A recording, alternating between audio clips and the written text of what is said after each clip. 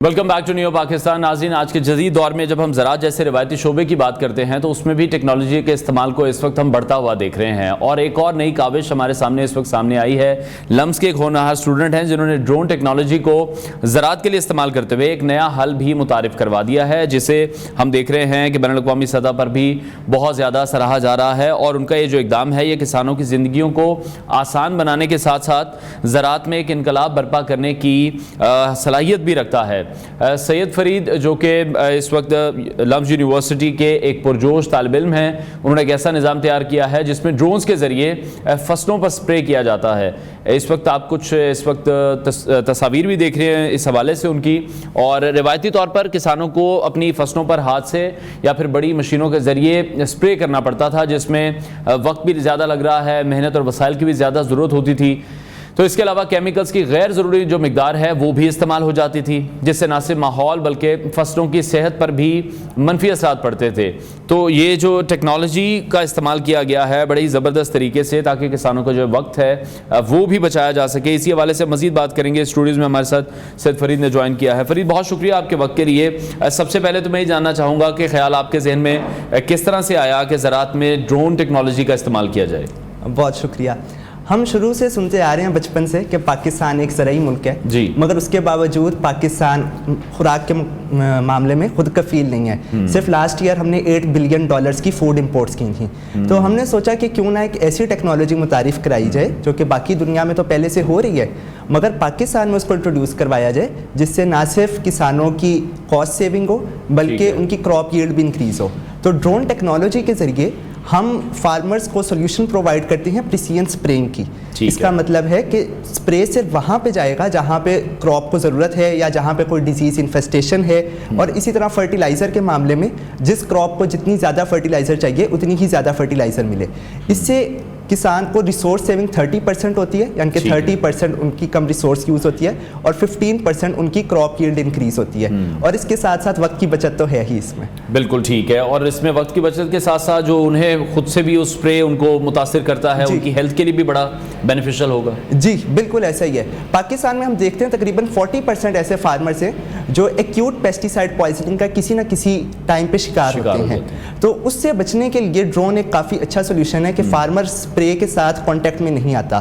اسی طرح جو آپ کی فروٹ کراپس ہیں, فار ایگزامپل آم کا درخت ہے, ان کی ہائٹ زیادہ ہوتی ہے, تو ان کے اوپر جب اسپرے کیا جاتا ہے تو وہ اسپرے واپس اسپرے کرنے والے کے اوپر آتا ہے, جو اس کو اسکن ڈیزیزز وغیرہ میں مبتلا کر سکتا ہے. اور 30% پاکستان کے اندر فروٹ صرف اسی لیے ضائع ہو جاتا ہے کیونکہ اس تک اسپرے نہیں پہنچ پاتا زیادہ ہائٹ کی وجہ سے. تو ڈرون کیونکہ اوپر سے اسپرے کرتا ہے, وہ پورا اس کو اسپریڈ کر دیتا ہے, تو وہ پورا آپ کا کراپ اچھے طریقے سے اسپرے ہو جاتا ہے. ٹھیک ہے. اچھا, دوسری طرف اب اس ٹیکنالوجی کی پہلے تو ہم تخلیق کی بات کر لیتے ہیں کہ آپ کو کن مشکلات کا سامنا کرنا پڑا, پھر ہم آئیں گے فارمرز والے ایشو پر کہ یہ کس طرح سے امپلیمنٹ ہوگا. پہلے یہ بتائیے گا کہ جب آپ یہ ڈیزائن کر رہے تھے یا پلان کر رہے تھے, کس طرح سے پھر آپ نے اس کو ایگزیکیوٹ کیا؟ ڈرون ٹیکنالوجی تھوڑی کمپلیکس ہے اس کو ایگزیکیوٹ کرنا. تو ڈیفینیٹلی جب ہم شروع کے اندر اس کو ڈیولپ کر رہے تھے تو کچھ فیلیئرس کا بھی سامنا ہوا, تو مگر ہم آہستہ آہستہ اپنی پروڈکٹ کو بہتر بناتے رہے. اس کی ساری جو سافٹ ویئر ہے اس کو بھی ہم نے خود ہی ڈیزائن کیا ہوا ہے ہارڈ ویئر کے ساتھ ساتھ, تو وہ بھی ایک اچھی بات ہے. اس کے اندر آٹونومس فلائٹ, یعنی کہ ڈرون خود آٹومیٹک فلائی کر سکتا ہے, صرف آپ نے کمپیوٹر سے اس کو ایک کمانڈ دینا ہے اور ڈرون خود اڑ کے جائے گا, اپنی جگہ پہ اسپرے کر کے واپس لینڈ کر لے گا.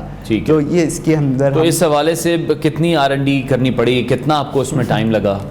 تقریباً ہمیں اپنی آئیڈیا سٹیج سے لے کے پروٹوٹائپنگ سٹیج تک جانے میں تقریباً 6 ماہ لگے تھے. لمس کے اندر نیشنل انکیوبیشن سینٹر ایک پلیٹ فارم موجود ہے جہاں اس پہ ہماری سلیکشن ہوئی, اور ہمیں یونائٹڈ نیشنز کی طرف سے لیونگ انڈس ایوارڈ کہ ہم وی ور دی ونرز آف دیٹ, تو پورے پاکستان میں سے ہماری اس میں فرسٹ پوزیشن آئی تھی. ٹھیک ہے.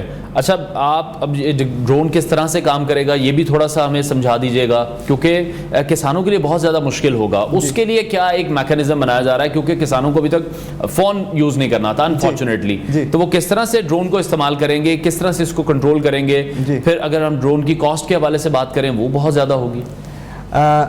پہلے سوال کا جواب کہ اتنا مشکل ہمارے ذہن میں ایک بنا دیا گیا ہے کہ ڈرون ٹیکنالوجی کافی کمپلیکس ہے، مگر ایسا ہے نہیں، کیونکہ ہم نے جس طرح میں نے ذکر کیا اس کو آٹومیٹک بنا دیا ہے، اٹ از آٹونومس. تو اس کی وجہ سے جس کو بھی اگر بیسک نو ہاؤ ہے ٹیکنالوجی کی، کمپیوٹر یوز کرنا آتا ہے تو وہ بندہ اس کو کر سکتا ہے. اس کے علاوہ ہم کیونکہ سروس خود بھی پرووائڈ کر رہے ہیں، تو اگر کوئی ہے اور وہ انیشیلی ٹریننگ ہم سے لینا چاہتے ہیں تو ہمارا نمائندہ جا کے ان کو پہلے پراپر اس کے اوپر ٹرین کر دے گا اور اس میں زیادہ ٹائم نہیں لگے گا. تو آپ کو لگتا ہے کہ کچھ کمپنیز بھی اس طرح کی بن جائیں گی جو کسانوں کو یہ سہولیات فراہم کرنا شروع کر دیں گی؟ ڈرون وہ آپ سے بائی کرتے ہیں، کسان ان کمپنی سے رابطہ کریں گے اور ان کے ہی جو ٹیکنیشین ہوں گے یا ان کا ہی جو سٹاف ہوگا وہ جہاں کے ڈرون کے تھرو یہ اسپرے کر دے گا. یہ بھی پاسبلٹی ہے ایسی کوئی؟ پاسبلٹی ہو سکتی ہے اگر کسانوں کو اس کے اندر فائدہ ہو، کیونکہ جس طرح ہم ابھی لاہور میں بیٹھے ہیں تو پورا پاکستان ریچ کرنا ڈیفینیٹلی، پاکستان ایک کافی بڑا ملک ہے، تو اگر کوئی دور دراز علاقے میں کوئی بندہ ہمارے ساتھ پارٹنرشپ میں آنا چاہتا ہے مگر اس کا فائدہ کسانوں کو ہو رہا ہے تو وائی ناٹ. ٹھیک ہے. تو ابھی کچھ کسانوں سے اگر آپ کی بات ہوئی ہو، وہ اس ٹیکنالوجی کو کس طرح سے دیکھ رہے ہیں؟ ایکسیپٹنس کتنی دیکھی آپ نے؟ ظاہری سی بات ہے شروع میں کنونس کرنا تھوڑا سا مشکل تھا، کیونکہ ان کے لیے ایک نیو چیز تھی، انہوں نے پہلے کبھی اس کو دیکھا نہیں تھا، مگر جیسے ہی ہم نے اس کو متعارف کروایا تو ہمارے کسٹمرز آٹومیٹکلی بڑھنا شروع ہو گئے.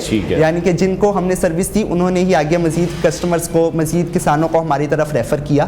تو یہ ایک کافی اچھی پازیٹیو گروتھ اس میں ہمیں نظر آئی ہے. تو یہ ڈرون کاسٹ افیکٹو کس طرح سے ہوگا؟ وہ اس کا کیا کوئی پیٹرن بنایا جا رہا ہے؟ جی بالکل. ظاہری سی بات ہے کہ پاکستان کے اندر کسانوں کی ہم نے مالی صورتحال کو مد نظر رکھا ہے.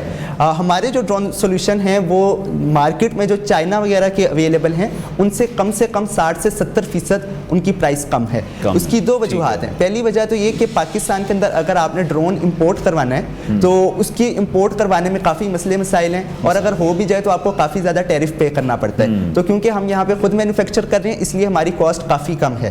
اور دوسرا یہ کہ ہم نے اس کے اندر ڈیفینیٹلی منیمم ہم نے ہارڈ ویئر کو کم سے کم پرائس کمپیٹیو بنانے کی کوشش کی ہے، جس کی وجہ سے ہمارے ڈرونز کافی سستے ہیں. ٹھیک ہے. اچھا، تو کوئی کولیبریشن کسی ادارے کے ساتھ آپ نے کی ہے یا پھر گورنمنٹ کے ساتھ مل کر بھی کوئی پلان کریں گے؟ کیونکہ گورنمنٹ کے ساتھ ہی جب پلان ہوگا تو ذرا بہتر ہوگا، کسانوں کے لیے بھی انہیں مزید سبسڈی مل جائے گی اس میں. جی ہم کافی زیادہ اداروں کے ساتھ کولیبریشن کر رہے ہیں. ہماری نسٹ کے ساتھ اسلام آباد میں، پھر ادھر لاہور میں لمس کے ساتھ، اس کے علاوہ یونائٹڈ نیشنز اور یونائٹڈ نیشنز کے مختلف ادارے جس طرح فوڈ اینڈ ایگریکلچر آرگنائزیشن، ان کے ساتھ ہم کولیبریشنز کر رہے ہیں. یونائٹڈ نیشنز کے ساتھ ہم پاکستان کے اندر کانفرنسز بھی آرگنائز کروا رہے ہیں. ہم ایلکوائے and local conference of youth اس کے آرگنائزر ہیں پاکستان میں. پاکستان کی سب سے بڑی کلائمیٹ کانفرنس ہے.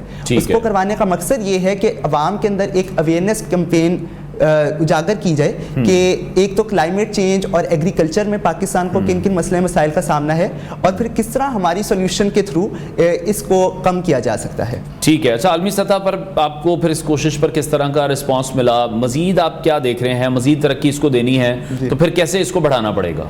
ہمیں یونائٹڈ نیشنز کی طرف سے سپانسر کیا گیا تھا COP28، دنیا کی سب سے بڑی کلائمیٹ چینج کانفرنس پچھلے سال دبئی میں ہوئی تھی. ادھر ہم پاکستان کی طرف سے یوتھ ڈیلیگیٹ تھے، ادھر گئے تھے. پھر اسی طرح موروکو کے اندر دنیا کی سب سے بڑی سٹارٹ اپ کانفرنس ہوتی ہے، ادھر سے ایگری ٹیک کے شعبے میں ہم پاکستان سے واحد سٹارٹ اپ تھے جو ادھر جانے کے لیے سلیکٹ ہوئے تھے.